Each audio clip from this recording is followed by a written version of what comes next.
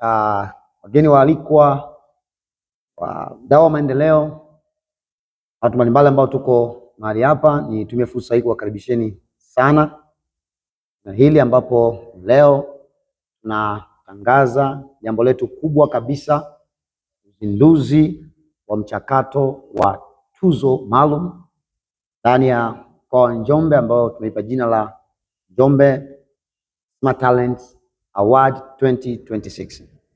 Na kwa niaba ya kamati ya maandalizi, basi nakaribisheni sana wadau wa habari, lakini pia wadau wa maendeleo, kwa sababu leo hii ndio tunakwenda kuanza huu mchakato rasmi. Tarehe 1 mwezi wa 7 tunakwenda kuanza mchakato rasmi wa kuwatangazia umma na kuwaruhusu watu sasa waingie kuziwania hizi tuzo mbalimbali. Na tuzo hizi zinalenga kutambua jitihada mbalimbali au juhudi mbalimbali ambazo zinafanywa na vijana na wakazi wa mkoa wa Njombe kwa ujumla wake katika maeneo mbalimbali ya kisekta kama sanaa, utamaduni, ubunifu, ushawishi kwenye jamii na mambo mbalimbali kwa kadri ambavyo tutaeleza hapo baadaye.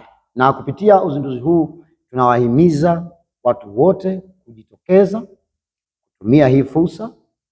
Kauli mbiu yetu inasisitiza wazi kabisa kwamba jitihada zako ndio hatima yako. Kwa hiyo tunahamasisha vijana wote, wanawake na makundi mbalimbali ambao wataona kwamba liko eneo ambako unaona unafanya vizuri, jitokeze ili kusudi watu waseme na uingie kwenye kinyang'anyiro cha kuwania hizi tuzo za Njombe Talent Award 2026.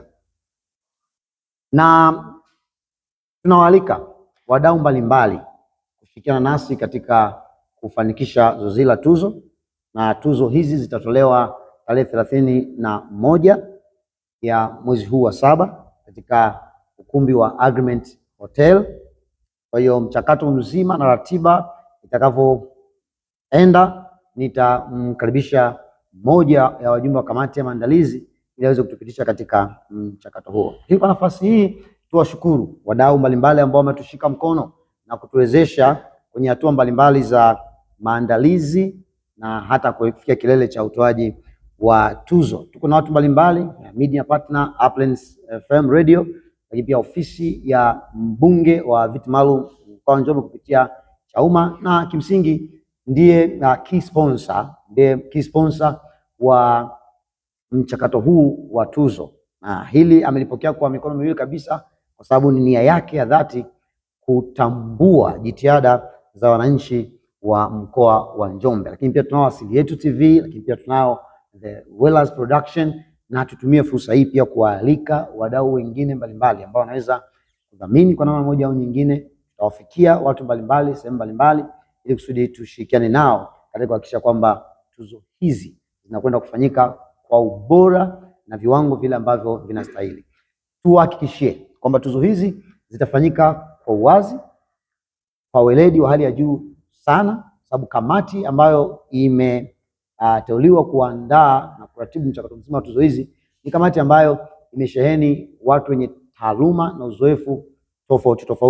Tuzo hizi ni kuhamasisha na kuwafanya watu watambue thamani ya vile ambavyo wanafanya, kwa sababu leo natazama tunampa tuzo dereva bodaboda ambaye kimsingi inawezekana watu wanaona tu ni kazi ya kawaida, lakini ni afisa usafirishaji ambaye anafanya kazi nzuri katika jamii, anawaisha watu kwa wakati katika maeneo ambayo wanaenda, watu wanatambua nafasi yake. Pia kupitia kazi hiyo inawezekana kuna wengine wanasomesha, wanatunza familia zao na mambo mengine mengi. Kwa hiyo lengo kubwa ni kuwapa thamani kwenye vile wanavyofanya, asione kama anatengwa. Baadhi ya watu kwenye kazi zao wanaweza kuhisi kwamba mimi nikiitwa bodaboda labda sithaminiki, naonekana ni mtu fulani ambaye sina hadhi au heshima. Tunatamani kuwapa thamani kubwa kwenye kile ambacho wanakifanya. Hilo ndio lengo. Kwa maana kwamba katika mchakato wa kuanza kujisajili, hivyo vitu vyote vitaainishwa kwamba kama wewe ni mwandishi wa habari, lakini pia kama wewe ni DJ umesajiliwa na BASATA, manake lazima mtu atambuliwe ili aweze kushiriki changamoto, lakini pia itengeneze usawa wa haki kwamba huyu ni mwandishi wa habari ambaye anatambulika vizuri na ndio maana ameshiriki kwenye tuzo. Kama mtu hajajisajili, hana ithibati, akashiriki kwenye tuzo na akashinda, haitowapa heshima wale waandishi ambao tayari wana ithibati na wamesajili. Tunavyo vipengele 18 vituzo. Kipengele cha kwanza ni mwanamuziki bora wa kiume. Kipengele cha pili ni mwanamuziki bora wa kike.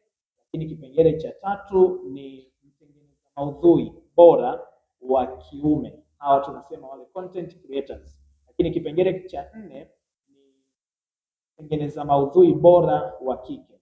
Kipengele cha tano ni mzalishaji wa muziki bora, ambapo hapa tunazungumzia maproducer wa muziki.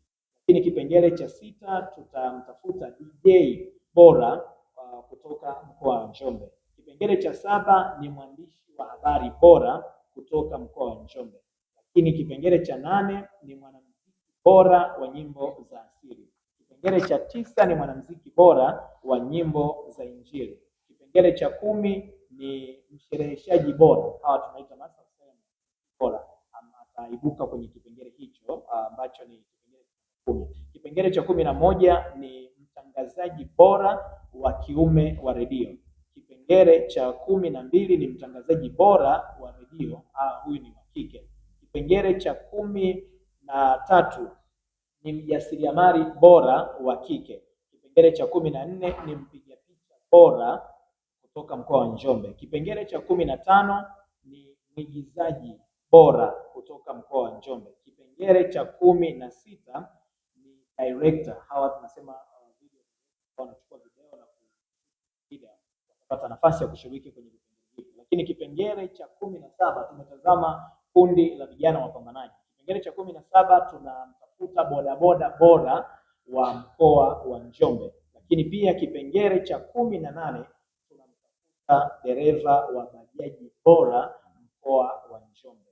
Kwa hiyo hivi ni vipengele 18 ambavyo vitashiriki na vitashindaniwa kupitia tuzo hizi ambazo zitapewa usiku wa tarehe 1 mwezi wa 7 2020.